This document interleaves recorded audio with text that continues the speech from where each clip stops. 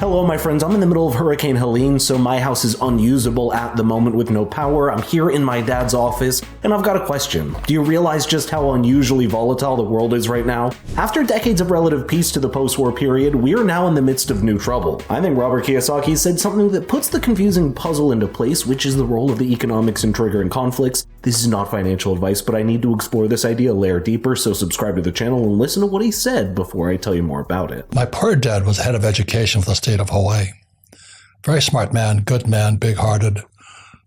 But when I read Communist Manifesto in '65, I went, he's a Marxist. You know, abolition of private property, hated the rich, liked taxes, labor unions. And that's a free country. You can think what you want. And my rich dad was my best friend's father, capitalist. And so I had both capitalist education and a Marxist education.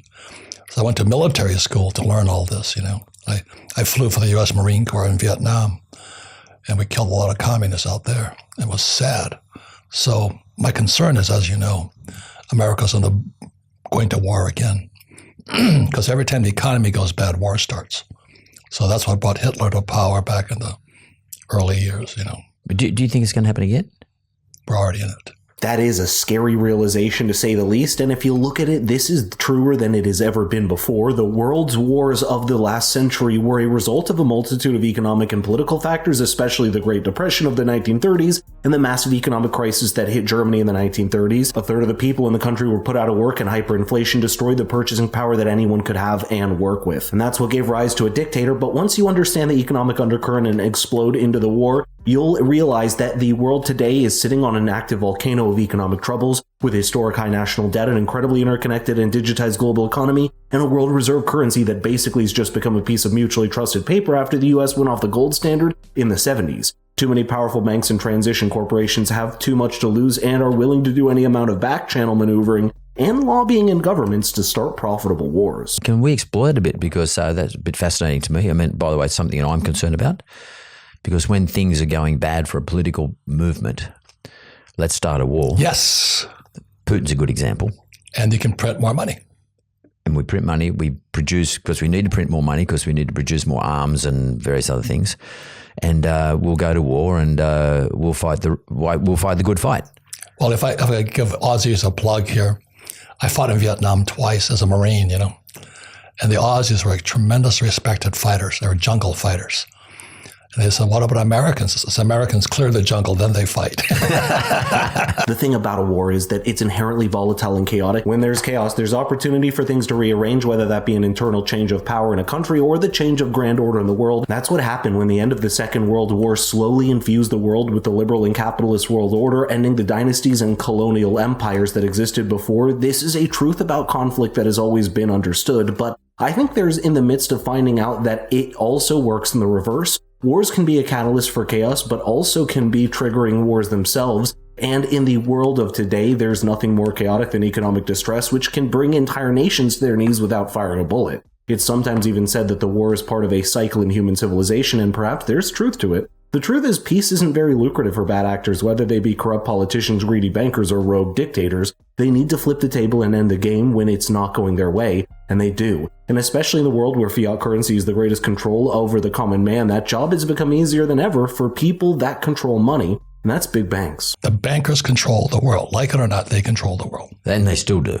Yes, exactly. Because you would know that more than anybody. And when you try to take them on, you might get a little bit of you might get a bit of their territory. You might actually get a bit of their market share. But eventually, over time, they change the rules that we all abide by. But they change the rules against you, and eventually they now control the market again here in Australia. And by the way, the GFC was the greatest opportunity for them to take control back again. They did. And in Australia, COVID recently, or the so-called COVID or pandemic, whatever you want to call it, the flu, it gave, crazily enough, this is so crazy, you wouldn't think this would happen, but somehow our big banks in Australia took a greater control of the Australian lending market than they have had in the last 40 years because of COVID. Because the government gave them a whole lot of money on the premise that we need to give banks money to kickstart Australia again. in the construction and lending environments. We live off construction in this country, housing construction, and we'll give it to you at 0.1% for 3 years fixed, 200 billion, and go lend it. And they lend it at 2%, record low rates. And that gave banks market share. They took control of the market again, which is quite interesting.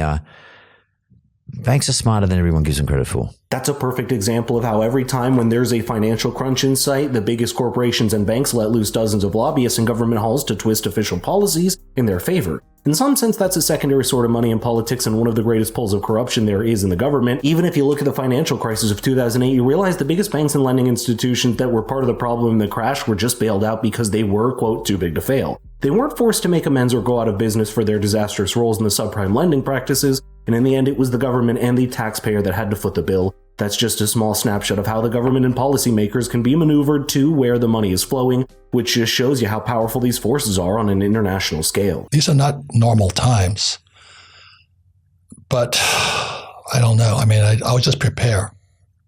Yeah, I mean, what you're saying, economically prepare. You're not sort of suggesting be doomsdayer and go and hunker down and build a vault underneath your house and fill it up with cans of baked beans and water, etc. Just watch historically. I mean, you're in the banking business. 2019, the repo market collapsed. That's where the banks go to borrow money. It collapsed, and then suddenly it appeared. I went, oh, is this an accident? That's interesting. I never thought about that. Interesting, because you like watch the stuff. Is there a coincidence? That's why Robert Kiyosaki is such a proponent of money that holds its value like gold and silver, and that common thread is also what explains his sheer opposition to socialist ideas because of how much they centralize government power through the economy. And when you look at how easily corruptible, inefficient, and incompetent most governments are, you can't help but agree. Let me know in the comments how you view this, because Robert Kiyosaki has been proven right many times before when it comes to the nexus between the economy and politics in the world today.